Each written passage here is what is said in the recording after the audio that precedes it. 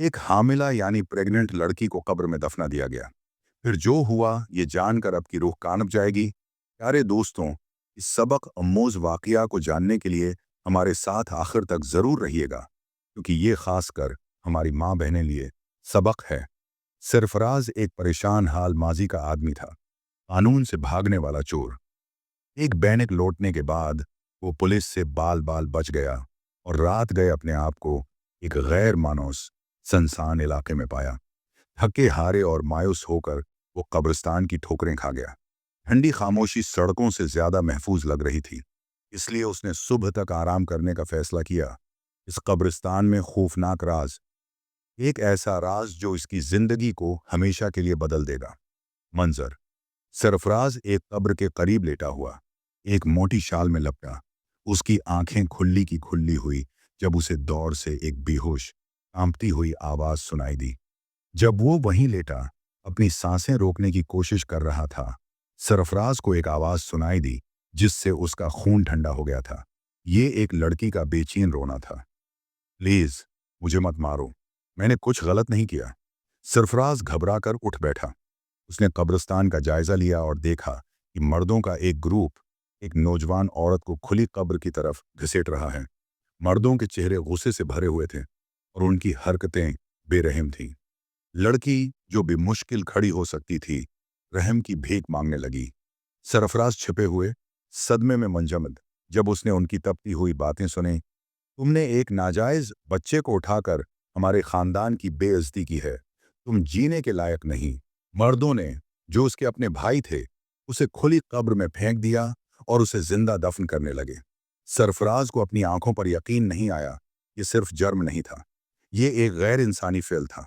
मंजर: सरफराज हिम्मत जमा करता है, मर्दों की तरफ से छोड़ा हुआ बेलचा पकड़ता है और कब्र की तरफ भागता है। एक बार जब वो लोग चले गए, सरफराज का दिल धड़क गया। जब वो ताज़ा कब्र के करीब पहुंचा, वो अब भी बेहोश आवाज सुन सकता था। मट्टी के नीचे से आता है। अपनी सारी हिम्मत जमा करके उसने बेलचे से खुदाई शुरू कर दी, जिसे उन्होंने छोड़ दिया था। मंटो को घंटों की तरह महसूस हुआ जब उसने बेध्यानी से खोद लिया। अचानक रोने की आवाजें बुलंद हुईं। उसके बाद एक नई, गैर मुतवक्का आवाज, एक बच्चे के रोने की आवाज आई। सरफराज के हाथ कांपने लगे जब उसने नाकाबिल तस्वुर को जाहिर करने के लिए कब्र को खोला। वहां कब्र में पड़ी वो लड़की थी, थक चुकी थी, बेमुश्किल जिंदा, और उसकी बाहों में एक नौजायदा बच्चा जो अभी तक जमीन की मिट्टी में लपटा हुआ था। अजलत का एहसास करते हुए सरफराज ने गुजरती हुई वैन को रोका और मेहरबान अजनबियों की मदद से बच्ची और उसके बच्चे को अस्पताल ले गए। मुजरमाना माजी का हामिल आदमी होने के बावजूद इस लम्हे उसके अंदर एक मकसद का एहसास बीदार हुआ, अपने गुनाहों का कुफारा अदा करने की ख्वाहिश। लड़की के साथ याब होते ही सरफराज को उसकी अलमनाक कहानी मालूम हुई। इसका नाम जलीखा था और वो कभी एक दीनदार लड़की थी जो एक ऐसे शख्स के फरेब का शिकार हो गई थी जिस पर वो भरोसा करती थी। मैं एक सादा लड़की थी जो मोहब्बत पर यकीन रखती थी। मैं एक ऐसे शख्स से मिली जिसने मुझसे दुनिया का वादा किया था, लेकिन उसके वादे खाली थे। जब मुझे मालूम हुआ कि मैं हामला हूं तो उसने मुझे छोड़ दिया। मेरे भाइयों ने मुझे अपनी इज्जत पर दाग समझकर देखा।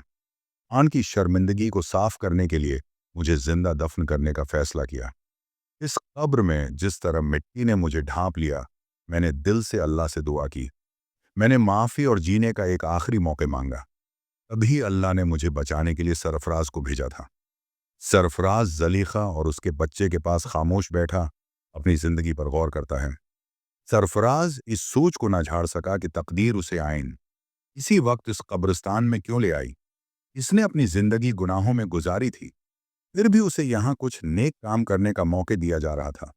उसने जलीखा और उसके बच्चे की जिम्मेदारी लेने का फैसला किया। तौबा से भरे दिल के साथ उसने उससे शादी की तर्ज खाकर नहीं, बल्कि अल्लाह की नज़र में सही करने के नए इज़्म के तहत। जलीखा एक कम्युनिटी सेंटर में ख़वातीन को पढ़ाती है और सरफराज कुरान का मुतालिया कर रही है, के साथ एक खुशगवार माहौल। आज सरफराज और जलीखा ईमान के लिए वक्फ और दूसरों की मदद करने वाली ज़िंदगी गुजार रहे हैं। सरफराज अपनी जराइम की ज़िंदगी को पीछे छोड़कर एक आलम बन गया, जो इस बाक उसने सीखे हैं उसको बांटते हुए ज़लीखा दूसरी ख़वातीन के लिए उम्मीद की करण बन गई, उन्हें ताकत और तौबा का दर्स देती रही। और अल्लाह की रहमत एक परामन घर में सरफराज और ज़लीखा के ख़ानदान के नज़ारे के साथ मूसीकी को बुलंद किया। ये कहानी अल्लाह की बेपाया रहमत की याद दहानी है। चाहे हम कितने ही खो गए हों, उसकी रोशनी हमारी वापस रहनुमाई कर सकती है। ये तौबे, ईमान की बहाली और इन मौजज़ात की कहानी है जो उस वक्त रोनमा हो सकते हैं जब हम अल्लाह की तरफ से हैं। हम वाकई ईमान लाते हैं। आइए हम अपनी जिंदगियों पर गौर करें और बेहतर इंतखाब करने की कोशिश करें। इस कहानी को अपने प्यारों के साथ शेयर करें, क्योंकि इसमें एक पैगाम है जो हम सबको सुनने की ज़रूरत है। अल्लाह की रहमत से कभी मायूस ना हों